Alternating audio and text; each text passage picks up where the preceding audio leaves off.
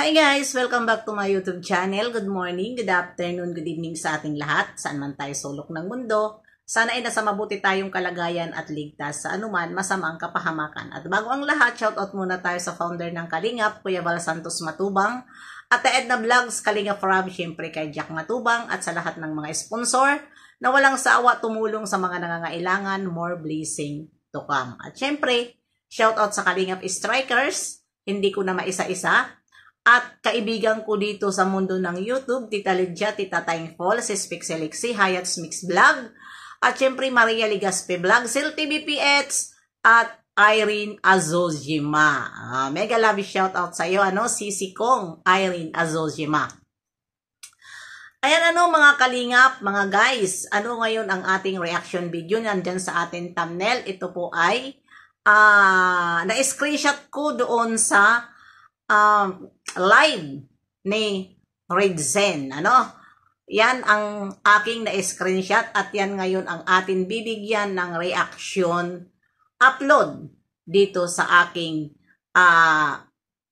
upload ngayon. At ayan, babasahin natin ang sinabi niya dito. At ito, ang name niya ay G Group. Ayan. Hello po kuya, pasensya na sa lahat ng hangad lang po namin matulungan ang pamilya ni Beyonce. Alam po yan ni Makmak, alam po yan ni Makmak, kaya lang mahal po ang singil sa amin. Kaya kumuha kami ng iba. Pasensya na po ulit. Ayan. Ang tinutukoy dito itong ni G Group, yun nga na tindahan. Na ito daw ay may alam si Makmak, kaso lang kinansel nila dahil nga mahal ang singil ni Makmak. Pero ang sabi naman ni Makmak, wala siyang alam. Sino ba talaga ang totoo? At ito naman na nag-comment ay posible na ito ay sponsor ba? Kasi G Group lang naman ang nakalagay, kung ano ang nakalagay diyan, yun ang atin itatapik. Mahirap naman magguni-guni tayo kung sinong sponsor ito na nag-comment doon kay Redzen, At sa tindahan ngayon ay medyo ito ay nag-ingay na yun nga na hindi una na nag-ingay nito nagpuna nito, nagpuna nito ay siyempre ang ama ng Kalingap, si Kuya Val. At hindi nga nagustuhan.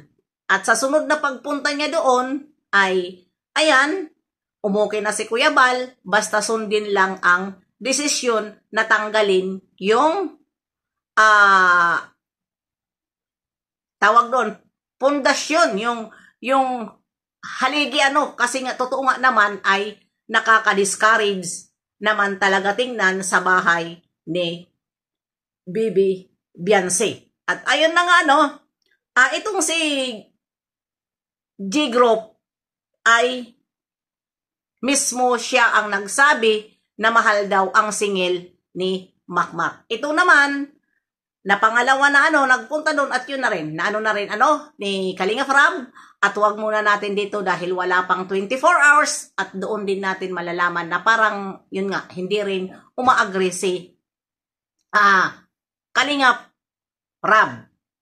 At sino ba sa kanila ang totoo? Dahil nga si Makmak ay nagsasabi na wala siyang alam. Pero ito si G Group, may alam si Makmak dahil nga daw kinausap nila at kinansil nila ang kay Makmak dahil nga sobra daw ang singil ni Makmak. Ayan, kaya kailangan talaga ay lahat ng mga desisyon ipaalam natin kay Kalingap Rob para si Kalingap Rob ay sabihin kay Makmak na daw ito, bro, mahal daw ang singil mo. At wag sa mga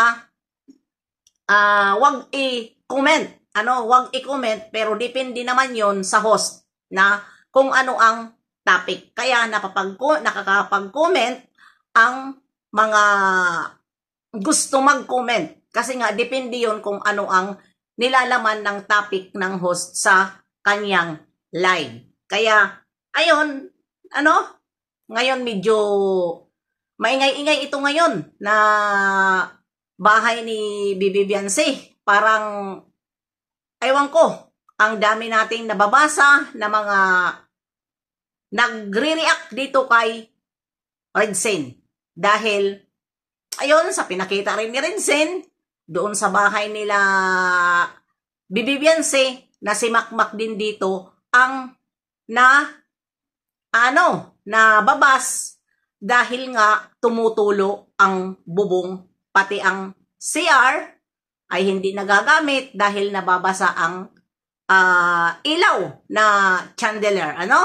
Yun ang hindi nila na gagamit. Ayun. Sa mga nangyayari na ito, ay si Makmak dito ang nagiging palpak ang trabaho. At sa nakikita, dahil syempre, ini-interview, pinupuntahan nila doon ang tatay ni Biancy, dahil ang sabi nila, galing daw sa sinabi sa kay tatay ni Biancy. Huwag po natin sisihin ang tatay ni Biancy. Dahil siya po ay nagsasabi lang ng totoo dahil nga pinupuntahan sila at inaano doon yung bahay. Tinatanong sila.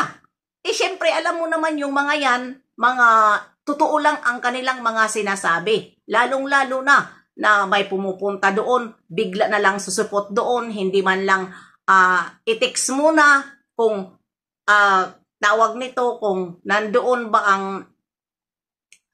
ang mga magulang o nandoon ba ang mga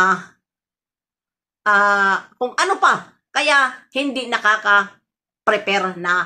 Alam naman na itong mga tao na mga basher ay kung ano-ano ang kanilang napupuna dito sa pamilya ng Bibi Biancy natin. 'Di ba? Kung ano-ano na lang, wala na silang nakikita na kabutihan, kundi punain, lahat-lahat punain ang bahay na yan. At ayan, tuloy, nababas dito ang tatay ni Biancy dahil nga ay dapat sa mga ganyang party na ay hindi na yan binablang. Hindi, ika-cancel na yan at i-report nyo na kay Kalingap Prab na ito ang sinabi ng tatay ni Biancy na ito daw ay tumutulo. Huwag na po dapat i-vlog para magawaan ng paraan ni Kalingap Prab at ni Makmak. Dahil kayo ang pumupunta doon, natural, kayo ang magsasabi. Dahil kayo ang dinadaingan ng tatay ni Biancy dahil ini-interview nyo. Ini-interview nyo eh. Kaya, ayan, nagsabi siya ng totoo sa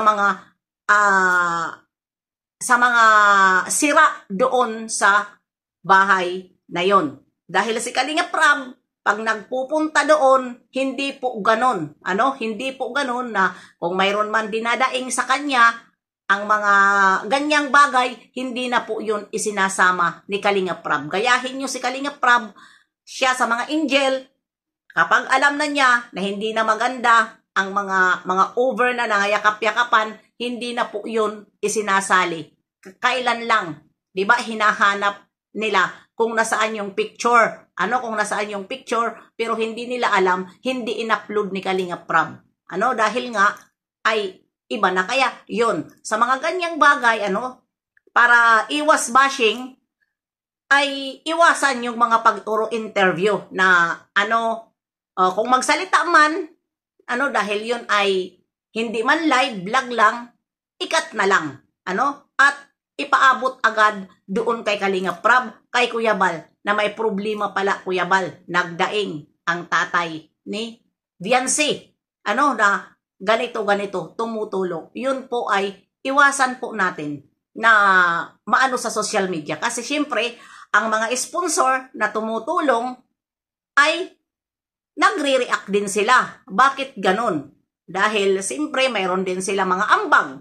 Mahirap naman. Ang mga sponsor, hindi nagsasalita. Yung mga walang ambag na nakakabasa, nakakarinig, yun sila ang naaapektuhan.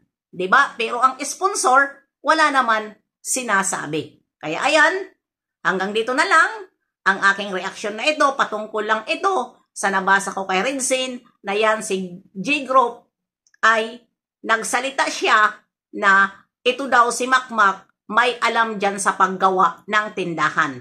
Dahil kinansil nila, si Makmak dapat ang maggagawa niyan, kinansil nila dahil may kamahalan si Makmak na sinisingil. At yung tindahan naman talaga noon ay narinig natin yan, yung bahay ni Bibi Beyonce, narinig natin yan kay Kalinga Frab na maglalagay talaga ng tindahan dyan, kaya nilagyan ng space, kaso si Makmak ang